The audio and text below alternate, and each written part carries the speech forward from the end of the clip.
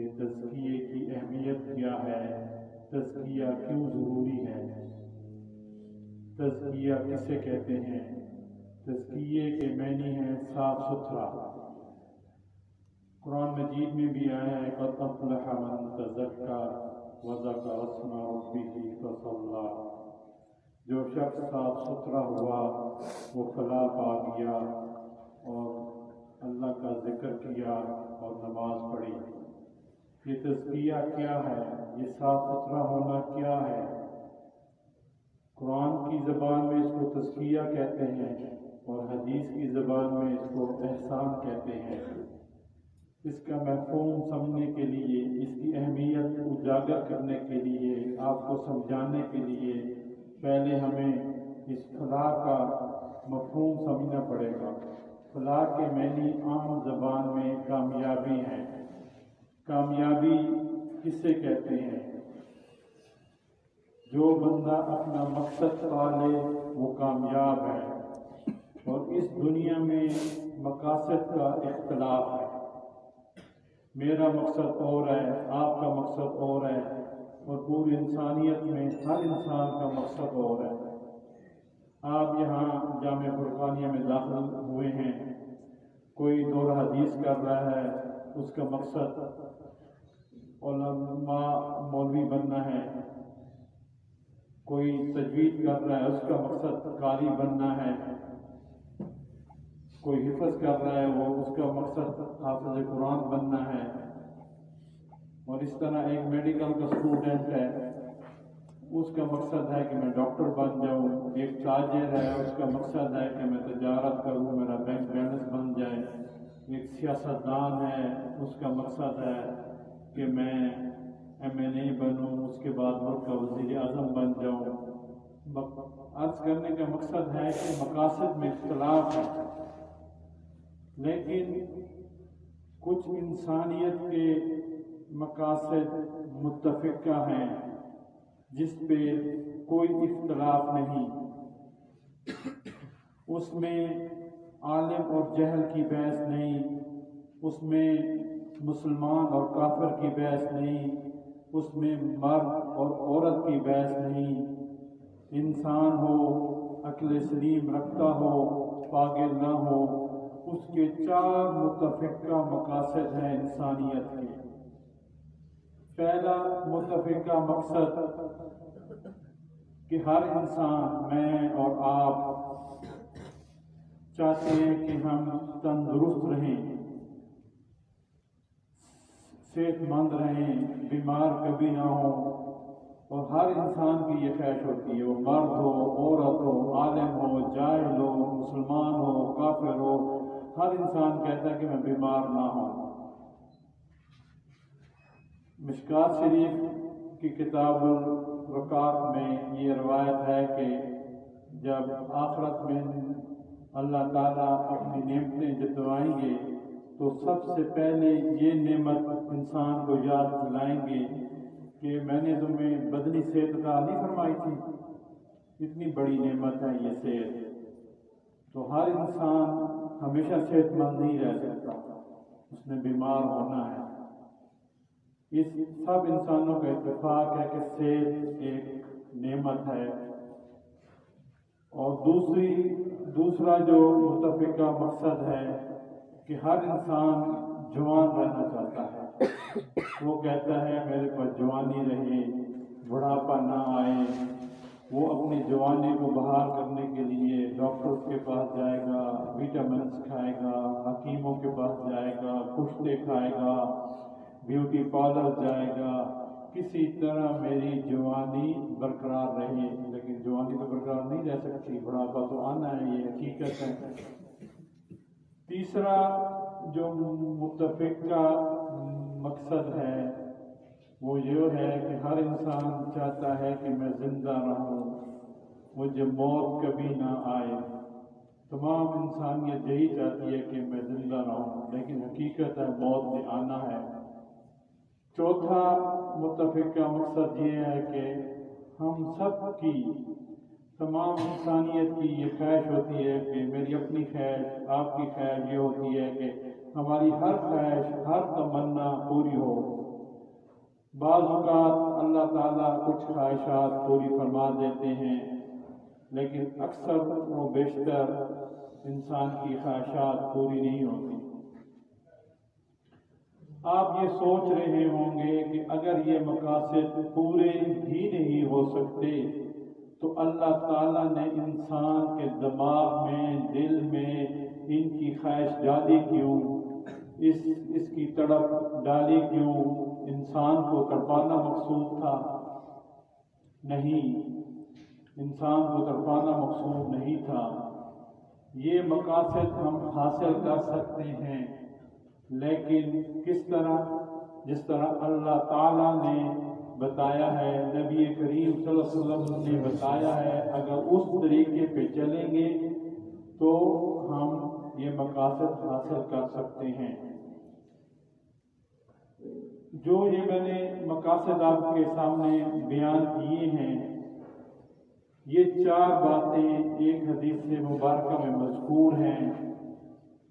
وہ حدیث مبارکہ روایت ہے حضرت ابو ہریرہ رضی اللہ تعالیٰ عنہ سے اور حضرت ابو سعید خدری رضی اللہ تعالیٰ عنہ سے روایت ہے کہ جب انسان اس دنیا سے چلا جائے گا، موت آ جائے گی اور اللہ تعالیٰ کے حکم سے اس کے اچھے اعمال ہوئے، وہ صاف ستھرا ہوا، تو وہ جنت میں چلا جائے گا اللہ تعالیٰ کے حکم سے انشاءاللہ۔ تو جب جنت میں وہ جائے گا، وہ خوش نصیب انسان، تو ایک اعلان کرنے والا اعلان کرے گا، اے جنت کے باسیوں، اے خوش نصیب انسانوں، آپ کو یہاں یہ نعمت حاصل ہو گئی ہے کہ آپ ہمیشہ یہاں تندرست اور صحت مند رہیں گے۔ پھر وہ دوسرا اعلان کرے گا، اے خوش نصیب انسانوں، جنت کے رہنے والوں، آپ کو یہ بھی نعمت حاصل ہو گئی ہے، آپ یہاں جوان رہو گے۔ پھر تیسرا اعلان کرے گا، اے خوش نصیب انسانوں، جنت کے باسیوں، آپ کو یہ بھی نعمت حاصل ہو گئی ہے، آپ کو یہاں موت نہیں آئے گی، ہمیشہ زندہ رہیں گے۔ اور چوتھا وہ یہ اعلان کرے گا کہ آپ کی ہر تمنا اور ہر خواہش یہاں پوری ہوگی۔ تو اس مقصد کو حاصل کرنا، فلاح، کامیابی، اللہ تعالیٰ یہ فرما رہے ہیں قد افلح من تزکا، صاف ستھرے ہوگے تو کامیابی ملے گی، فلاح ملے گی، اور کامیابی یہ ہے جو میں نے آپ کو بیان کی ہے، اصل کامیابی جس پہ تمام انسانیت متفق ہے۔ ہم یہاں اپنا تزکیہ کریں گے، اپنے آپ کو صاف ستھرا کریں گے، اس کے بعد اللہ کے بتائے ہوئے راستے پہ، نبی کریم صلی اللہ علیہ وسلم کے بتائے ہوئے راستے پہ، صحابہ کے بتائے ہوئے راستے پہ، اپنے اکابر کے بتائے ہوئے راستے پہ چلیں گے، اپنے آپ کو صاف ستھرا کریں گے۔ یہ یہاں امتحان ہے، امتحان دیں گے، موت کے بعد اس کا رزلٹ آئے گا، اس رزلٹ میں آپ کامیاب ہوگے تو آپ کو یہ 4 کامیابیاں مل جائیں گی۔ تو اس لیے گزارش یہ کرنی ہے کہ یہ جو تزکیہ ہے، احسان ہے، اور آج کل کا ایک جدید لفظ ہے تصوف، جس کا نہ قرآن میں ذکر ہے نہ حدیث میں ذکر ہے، لیکن مفہوم ہے وہی ہے، تزکیہ اور احسان کا مفہوم ہے، لفظ جدید ہے۔ اس لفظ کی جو ہے نا اہمیت ہمارے ذہنوں میں نہیں رہی، اس کی بہت بڑی حقیقت ہے، یہ بہت پاکیزہ لفظ ہے کہ ہم سمجھتے ہیں کہ جو تصوف ہے یا صوفی ہے، یہ تو بڑا سستی کا مارا ہوا ہوتا ہے، بس نہ کاہلی کا مارا ہوتا ہے، نہ کام کا ہے نہ کاج کا ہے، اور یہ جو پیری مریدی فقیری ہے یہ تصوف کے ساتھ جڑی ہوئی ہے، لازم اور مظلوم ہے، اور پیر کے پاس جاؤ، فقیر کے پاس جاؤ، دم درود لے آؤ اور تھوڑا سا نذرانہ دے آؤ، ہم اس کو تصوف سمجھتے ہیں، پیری فقیری سمجھتے ہیں، یہ نہیں بات۔ یہ جو اللہ والے ہیں، اللہ والوں کے پاس جا کے اپنے تزکیہ کرنا ہے، اپنی اصلاح کرنی ہے۔ آپ جامعہ فرقانیہ میں داخل ہوئے ہیں تو دین کا علم حاصل کرنے کے لیے داخل ہوئے ہیں نا، اسی طرح آپ نے اپنے باطن کو صاف کرنا ہے تو وہ بھی کسی اللہ والے کے پاس بیٹھ کے ہوگا کہ آپ نے ذکر کس طرح کرنا ہے، اپنا تزکیہ کس طرح کرنا ہے، اپنے آپ میں وہ صلاحیتیں کیسے پیدا کرنی ہیں کہ اللہ کا قرب حاصل ہو، قرب الہی حاصل ہو۔ بہت بڑے شیخ، بہت بڑے امام تصوف حضرت احمد علی لاہوری رحمۃ اللہ علیہ فرماتے تھے کہ فلانے پہ اللہ کا رنگ چڑھا ہوا ہے، حضرت فرماتے کہ فلانے پہ اللہ کا رنگ چڑھا ہوا ہے، اس اللہ کو یوں سمجھو اس نے رنگ بنا دیا، اللہ رنگ ساز ہے، اس نے رنگ بنا دیا، دین کا مجموعہ بنا دیا۔ علماء کو یوں سمجھو کہ وہ رنگ کی دکانیں ہیں، وہاں رنگ آپ خرید سکتے ہیں، اور اللہ والوں کو، صوفی کو، پیر کو یوں سمجھو کہ وہ رنگ ریز ہیں جو کپڑے پہ رنگ چڑھاتا ہے۔ حضرت فرماتے ہیں کہ آپ ایک بڑے عالم دین سے تہجد کے فضائل پہ بہت اچھی گفتگو کرا سکتے ہیں، شاید تہجد کا وقت آئے وہ عالم دین سویا ہو، لیکن ایک اللہ والے کے پاس جائیں گے، وہ آپ کو وہ رنگ چڑھا دے گا، جو وہ بات کرے گا اس کا قول اور اس کا حال ایک جیسا ہوگا، صرف باتیں نہیں ہوں گی، وہ پریکٹیکل بھی ہوگا، عملی طور پر بھی وہ اسی طرح ہی کرے گا، جو وہ چیز حدیث شریف میں پڑھے گا اس پہ وہ عمل کر کے بھی دکھائے گا۔ حضرت مولانا اشرف علی تھانوی رحمۃ اللہ کے ملفوظات میں ہیں کہ ان کے پاس کسی نے سوال کیا کہ حضرت آپ حضرت امداد اللہ مہاجر مکی سے بیعت کا تعلق ہے، وہ تو عالم دین نہیں ہے، عالم نہیں ہے، آپ تو بڑے عالم ہیں، تو یہ کیا ہے؟ انہوں نے کہا بھائی انہوں نے تو وہ علم حاصل کیا ہوا ہے، انہوں نے تو وہ مزے چکھے ہوئے ہیں، ہم نے تو صرف وہ علم پڑھا ہے الفاظ طور پہ، لیکن وہ تو انہوں نے علم حاصل کیا ہے کہ جو اس کا مزہ لیا ہوا ہے۔ جیسے آپ گلاب جامن کھائیں تو اس کا ایک ٹیسٹ ہے، اس کا ایک ذائقہ ہے، آپ کو مزہ آئے گا۔ یہ جو اللہ والے ہیں نا، انہیں پریکٹیکل کر کے وہ چیزیں چکھی ہوئی ہیں۔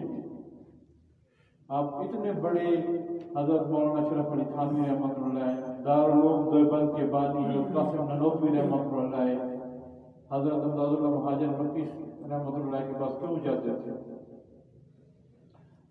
حضرت امداد اللہ مہاجر مکی رحمۃ اللہ کے ملفوظات میں ایک واقعہ لکھا ہوا ہے اس وقت کا کہ بھائی ایک گاؤں کا عالم دین تھا، وہ اپنے مقتدیوں کو بھی لے کے حضرت کے پاس خانقاہ میں خود بھی دیا، تو مقتدی بیعت ہوئے، ان کو پہلا سبق ملا، تو ایک ہفتہ ٹھہرے، ان کو دوسرا سبق مل گیا ذکر کا، تو وہ عالم دین صاحب کے دل میں یہ خیال آیا کہ میں کتنے عرصے سے آ رہا ہوں، میں پہلے سبق پہ ہوں اور میری اب یہ مقتدیوں کے سامنے بےعزتی ہو گئی ہے، یہ کیا ہے؟ تو انہوں نے حضرت سے عرض کیا حضرت میں تو ان کو لے کے آیا ہوں اور میرا تو کافی عرصہ آپ کے ساتھ بیعت کا تعلق ہے، اور آپ نے ان کو تو آتے ہی پہلے سے دوسرا سبق دے دیا، اور میں تو کئی عرصے سے پہلے حضرت خاموش ہو گئے۔ انہوں نے کہا حضرت مولانا خلیل احمد سہارنپوری رحمۃ اللہ کو یہ خط لکھو، اس کا جواب وہ دیں گے۔ اچھا، اس عالم دین نے حضرت مولانا خلیل احمد سہارنپوری رحمۃ اللہ کو خط لکھا، انہوں نے یہی سارا واقعہ اس میں لکھ دیا، تو ان کا جواب آیا کہ بھائی پہلی یہ بات ہے کہ انہوں نے مجھے کیوں کہا، حضرت عالم دین نہیں تھے، اگر وہ آپ کو جواب دیتے تو آپ کے ذہن میں، آپ کے دل میں، دماغ میں آتا حضرت خود عالم نہیں ہے اور ایسی باتیں کر رہے ہیں۔ بھائی تمہیں اپنے علم کا تکبر ہے جس سے آپ کے ذکر میں برکت نہیں ہو رہی، آپ کے ذکر میں ترقی نہیں ہو رہی۔ اس تکبر کو، علم کے تکبر کو نکالو گے تو تب کام بنے گا، اور میں اس لیے کہہ رہا ہوں کہ میں تم سے بڑا عالم دین ہوں، مجھ پہ تم اعتراض نہیں کر سکتے۔ وہ ایک فقیر پہ تم اعتراض کر دیتے فوراً کہ عالم دین ہے نہیں، بس ایسے باتیں کرتا ہے۔ تو اس لیے تکبر علم کا ہو، حسن کا ہو، جائیداد کا ہو، مال و دولت کا ہو، وہ ٹھیک نہیں ہے، اس سے آپ کے ذکر میں رکاوٹ آئے گی۔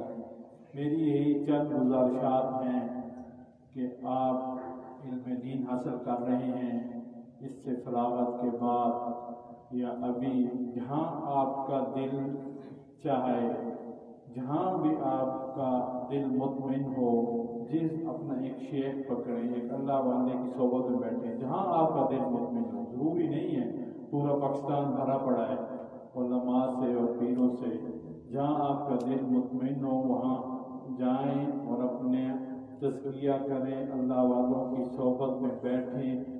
اور یہ مقاصد تب بھی حاصل ہو سکتے ہیں جو میں نے بیان کیے ہیں کہ اللہ تعالیٰ فرما رہا ہے قد افلح من تزکیٰ وذکر اسم ربہ فصلی۔ تو یہ چیزیں تب بھی حاصل ہو سکتی ہیں، اپنے آپ کو صاف ستھرا کریں گے تو پھر مولانا حکیم رحمۃ اللہ بنیں گے، اپنے آپ کو صاف ستھرا کریں گے قاری زرین رحمۃ اللہ بنیں گے، مولانا خواجہ خان احمد بنیں گے۔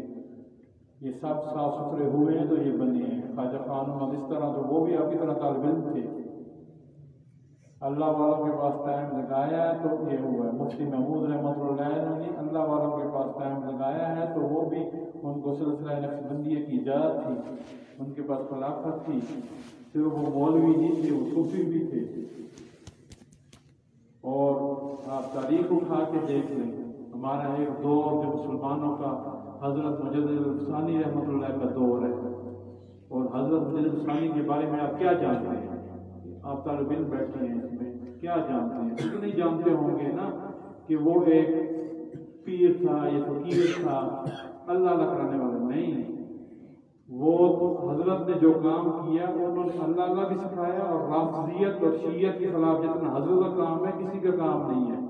ہم نے حضرت کو پڑھا ہی نہیں ہے، ان کے مکتوبات پڑھی نہیں ہیں، حضرت کی کتابیں پڑھی نہیں ہیں، ہم اس کو صرف نقشبندی پیر سمجھتے ہیں۔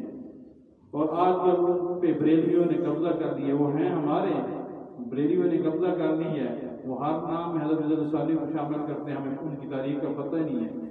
حضرت نے رافضیت کے خلاف بہت بڑا کام کیا ہے۔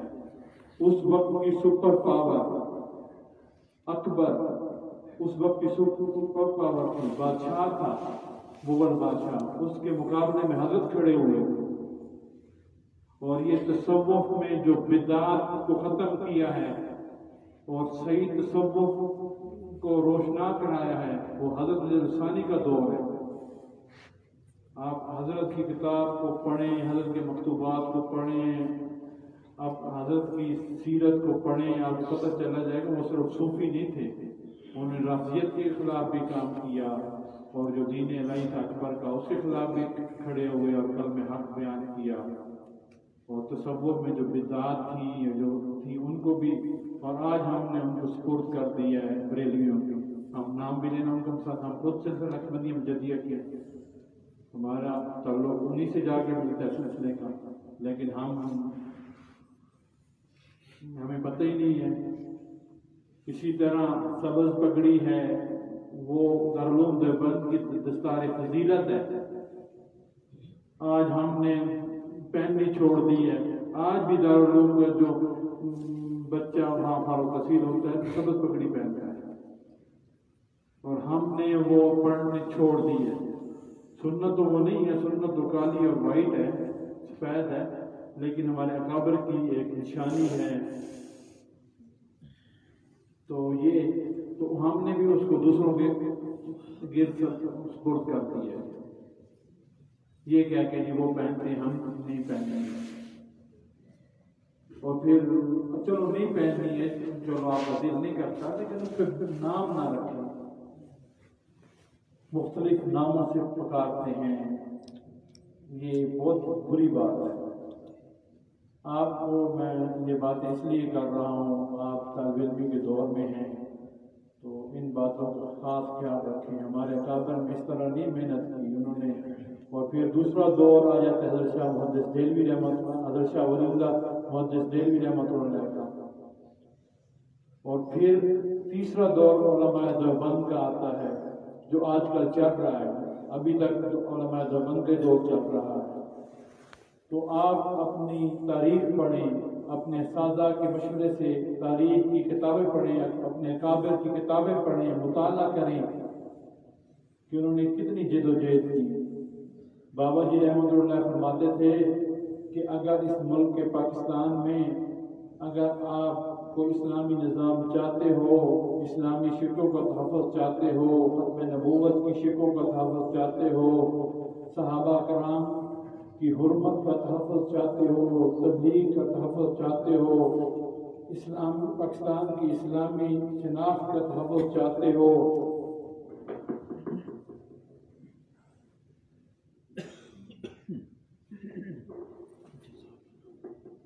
اسلامی شناخت کا تحفظ چاہتے ہو پاکستان میں، تو جمعیت علماء اسلام کا ساتھ دو۔ سیاسی طور پہ جمعیت علماء اسلام کا ساتھ دو گے تو کام بنے گا۔ حضرت کی ساری زندگی جمعیت کے ساتھ گزری، مولانا سلمان صاحب ساتھ گزری، انہوں نے مولانا سلمان صاحب کو قلعہ ہی برداشت نہیں کرتے تھے۔ ایک دفعہ آخری دنوں بیماری کے تھے تو کچھ علماء سرگودا کے آئے تو انہوں نے مولانا سلمان صاحب کے ساتھ سیاسی اختلاف ہر کسی کو ہو سکتا ہے، ضروری نہیں، سیاست میں اختلاف تو چلتے رہتے ہیں، تو انہوں نے گلے شکوے شروع کر دیے مولانا کے۔ تو میں نے ان کو منع بھی کیا، اشارہ بھی کیا، بھائی گلے نہ کرو، حضرت ناراض ہوتے ہیں۔ تو حضرت نے کہا بھائی جب وہ خاموش ہو گئے، اس کی بات انہوں نے لوگوں کی بات پوری سنی آرام سے، اور ناگوار بھی گزر رہی تھی لیکن ان کو ٹوکا نہیں ہے، جذباتی نہیں ہوئے، ان کی پوری بات سن کے پھر تحمل کے ساتھ جواب دیا، بھائی فضل الرحمان کے ساتھ ہمارا تعلق ہے، ہمارا گہرا تعلق ہے، ہم اس کا قلعہ برداشت نہیں کر سکتے، بس اتنی بات کی، اور ان کی باتوں کا جواب نہیں دیا، بحث نہیں کی، وہیں وہ شرمندہ ہو گئے اور کہہ رہے ہیں۔ میں نے ان کو کہا، اور ہم اختلاف ہو سکتا ہے لیکن ادب احترام ضروری ہے، علماء کا ادب احترام ضروری ہے۔ آپ کسی علماء کے ساتھ اختلاف کر سکتے ہیں، ضروری نہیں آپ کا ذہن ملے، لیکن ادب کریں، گھٹیا گفتگو نہ کریں اس مولوی کے متعلق، اپنے اکابر کے متعلق، دوسروں کے اکابر کے متعلق۔ یہی گزارشات کرنی تھی۔ اللہ تعالیٰ ہمیں اس پر عمل کرنے کی توفیق عطا فرمائے۔ دعا فرما لیتے ہیں۔ بسم اللہ الرحمن الرحیم۔ اللہم صل علی سیدنا محمد وعلی آل سیدنا محمد وبارک وسلم علیہ۔ ربنا ظلمنا انفسنا وإن لم تغفر لنا وترحمنا لنكونن من الخاسرين۔ ربنا آتنا في الدنيا حسنة وفي الآخرة حسنة وقنا عذاب النار۔ اللهم أحسن عاقبتنا في الأمور كلها وأجرنا من خزي الدنيا وعذاب الآخرة۔ اللهم افتح لنا أبواب رحمتك وافتح لنا أبواب رزقك۔ اللهم صل على سيدنا محمد وعلى آل سيدنا محمد صلاة تنجينا بها من جميع الأهوال والآفات وتقضي لنا بها من جميع الحاجات وتطهرنا بها من جميع السيئات وترفعنا بها عندك على الدرجات وتبلغنا بها أقصى الغايات من جميع الخيرات في الحياة وبعد الممات، إنك على كل شيء قدير، إنك على كل شيء قدير، إنك على كل شيء قدير۔ يا الله يا رحمن يا رحيم يا أرحم الراحمين۔ وصلى الله على